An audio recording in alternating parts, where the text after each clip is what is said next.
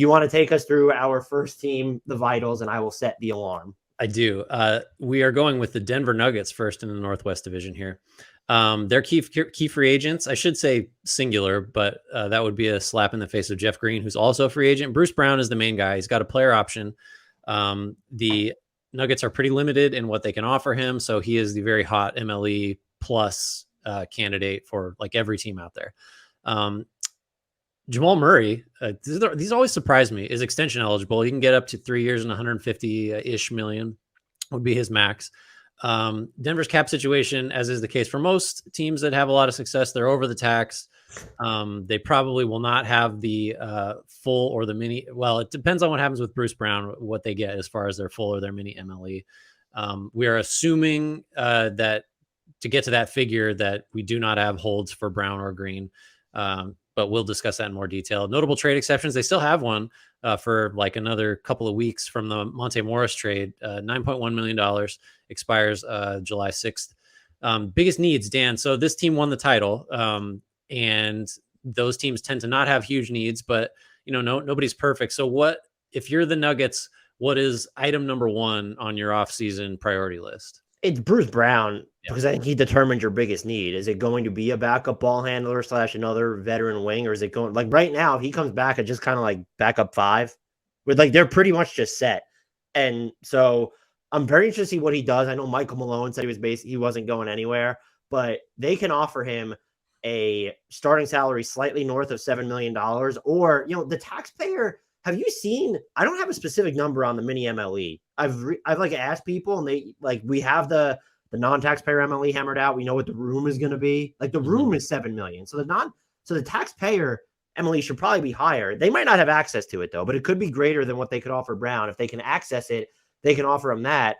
My guess would be, even in this market where we've seen cap space so far dry up in certain places, he should have full MLE offers in that 12.4 starting $1 million range.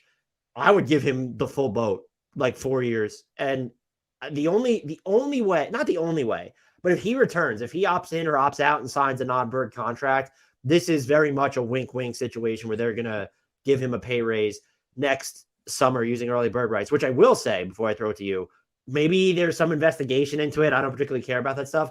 I would find it encouraging though, because it means that this team plans on continuing to spend, unless they're looking at it like, well, when we get there, that's when we'll look at like, oh, do we move Michael Porter Jr., Aaron Gordon, or KCP at that point?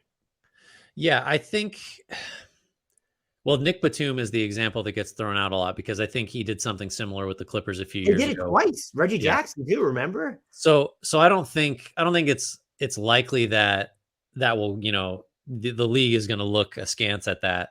But I do think, like, I don't know if even that's enough for Brown, right? I mean, we will discuss and have discussed that the cap space situation is getting a little bleak out there with some exceptions. So it's not like the Nuggets are going to have, crazy numbers to compete with, but even that wink promise where, take this 1 year deal, we get, the opportunity to really pay you a year from now. Like, I don't know what that year from now, outlay looks like. And is it going to be competitive with, if he can get the full MLE or more, right? Like we keep talking about how like, oh, he's an MLE guy. He might just be worth a little more than that. Like that wouldn't be crazy to me if he got 15 a year, for example, right? I mean, he just played a huge role on a title winner and has like been really malleable and adapted to a bunch of different situations. Like the fit for him, he's such a weird player, but he's also oddly a universal fit because he can just do so many different things. So I don't know what the number would need to be like in the, the backroom deal promise to, I guess really the play is we're going to try to win another title. And even if you do want to leave and this wink thing falls apart, you're going to look even better, a year from now. I think what helps them is that many of the teams with cap space need more of like an actual primary ball handler where he's going to provide like secondaries, like even Utah now, like they could use like sort of a floor general. That's not really, or game manager. He's not really that. Like if he was your backup, you could throw him 2 years, 32 million. And that's something the Spurs could do. They still don't have their floor general, but they just have they have just so much flexibility when you're looking at kind of like the 6 and 7 spot in their 8 in their rotation, that would he sign a 2 year, like $34 million deal with them? Just surround Wemby with as many like connective, high character guys as possible. Charlotte's a team that could have cap space as a like you're talking about a team that could use a secondary ball handler, someone that defends. And I also think his mark will be a little bit bigger if you could trust him. Like if he was defending 3s and 4s rather than like 1s and 2s and some 3s, does Indiana then take a look at him? But I'm with you. We're like, if I was a team with cap space, I might just pay him. Like if he's going to take a short-term windfall, specifically like 2 years, maybe 3, I would do it. And I don't know how you look. That trade exception could help, but the not the dream, but like the whole Alex Caruso fitting snugly into it. That ship has sailed because now his money goes up. What targets would you look at for them? Knowing, and again, do you have anything to add to the? Okay, let's see what happens with Bruce Brown, and then you're going to need like a backup ball handler or another veteran wing if he leaves, and then a backup 5. Is there really anything else that this team could use? Not really. I don't know what you'd do with the Jeff Green spot because he did actually play and like not very well. But that's such an easier hole to fill with a minimum. It might even be, is it, next year, the year we see Zeke Naji? Right. Yeah, that's true. You have the organic, and that, I mean, there are internal options that Denver has some guys that they really do believe in that are going to be ready for, like Peyton Watson, for example, is a guy that they see as, contributing potentially next year.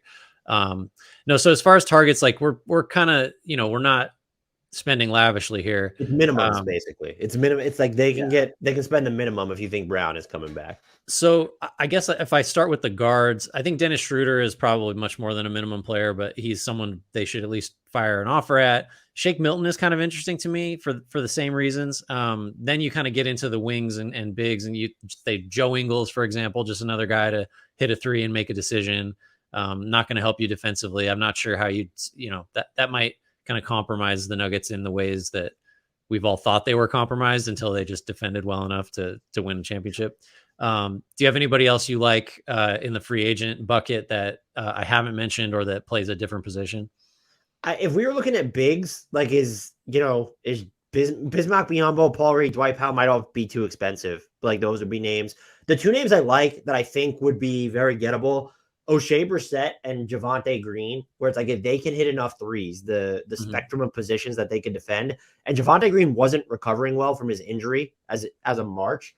But like if it's the minimum and you think that he's going to play, like that's someone who he'll defend 1 through 4. And he hit like 37% of his limited number of 3s last year. And so that's like a like kind of just a flyer guy. Bruce Brown stays, goes, whatever. Like that's just an additional, like someone who could really help your defense. And maybe he plays regular minutes, maybe he doesn't, depending on, how much you're relying on Christian Brown next year or Strother or Peyton Watson, as you mentioned. That's just sort of like a sleeper for teams that are really strapped.